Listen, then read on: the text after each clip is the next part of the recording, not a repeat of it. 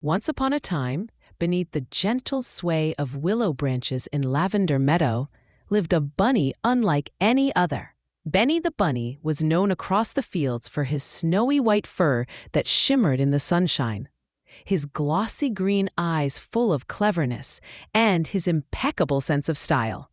His sky blue vest, with tiny brass buttons sewn bright as acorns, hugged him snugly around his lean, graceful body. Benny always wore a crimson scarf tied in a jaunty knot, and with every hop, the ends fluttered like butterfly wings dancing on the breeze. One fresh morning, dew sparkled atop every blade of grass, and Benny was in a mood of marvelous mischief. He gazed at his reflection in the pond, tidied his velvet fur, brushed his tail until it puffed into a perfect snowball, and gave his pink paw pads a quick check.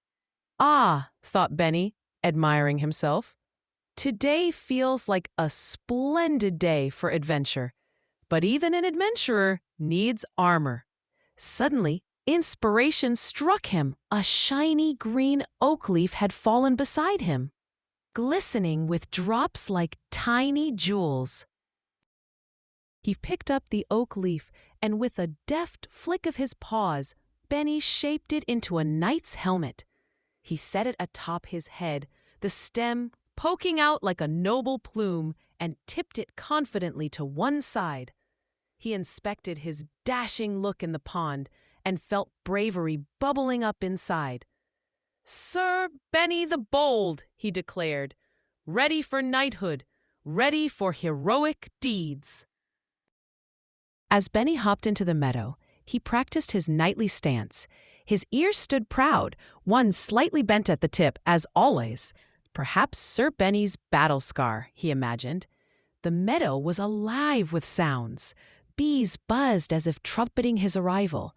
A gentle wind whispered across the wildflowers, and the smell of fresh clover filled the air.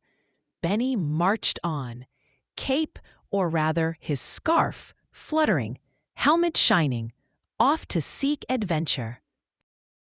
Not far down the path, he heard a soft sobbing beneath a twisty hazel bush. Benny paused. "A brave knight always helps those in need," he reminded himself. He gently parted the branches with his paw and found a tiny field mouse with a honey-blonde coat, dabbing at her eyes with a trembling paw. Her name was Millie, and she was the sweetest, shyest mouse in all Lavender Meadow. "Lady Millie, what troubles thee this fine morning?" Benny asked in his best knightly voice. The helmet wobbled, but stayed put. Millie tried to smile. "Oh, Benny, it's dreadful. I was on my way to the berry patch to gather juicy blackberries for my mama's pie, but the path is blocked by the prickliest brambles I've ever seen. I'm too little to crawl through, and I'm afraid I'll get stuck." And he puffed out his chest, his scarf trailing heroically. "Fear not, gentle mouse, for I, Sir Benny the Bold, shall overcome any bramble to aid a friend in need. Come!" With Millie close behind, Benny led the way along the twisting trail.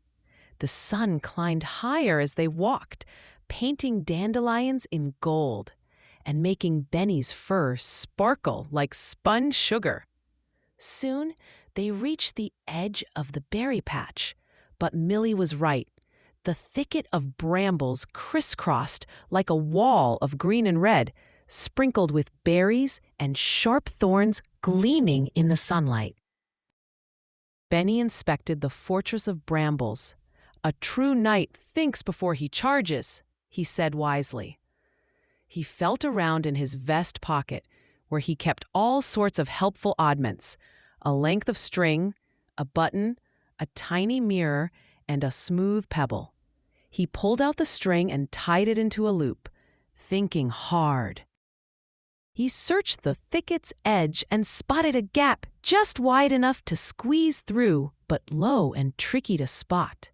Nearby, soft moss grew beneath the cover of the lowest branches. Benny took off his scarf and gently wrapped it around Millie's shoulders. "Wear this, Lady Millie, for protection and courage." Millie grinned, her eyes shining with new confidence. "Thank you, Sir Benny." With the leaf helmet shining, Benny crouched low and crawled through the gap, his dainty paws treading oh so carefully. He held the string behind him, leaving one end with Millie so she could tug if she needed help or got scared. Benny's pink pads felt the thorns before they pricked, and whenever he found one, he softly pushed it aside or wiggled under. Inside the bramble patch, the world grew quiet and cool. Blueberries glistened, waiting to be picked. Benny gathered the juiciest ones, placing them in a little pouch tied to his vest. Soon, Millie followed carefully, her tiny paws trusting in Benny's brave lead. At last, they emerged into a sunlit clearing, speckled with wildflowers, their spoils of blackberries and blueberries tumbling into Millie's basket. The two friends cheered and hugged, their laughter ringing through the meadow. Benny placed the leaf helmet atop Millie's head. A true knight shares his victory. With their berry bounty secured, Benny and Millie adventured back. Along the way, they came upon their friend, Percy the tortoise, struggling to carry a huge tomato across the cobblestone path.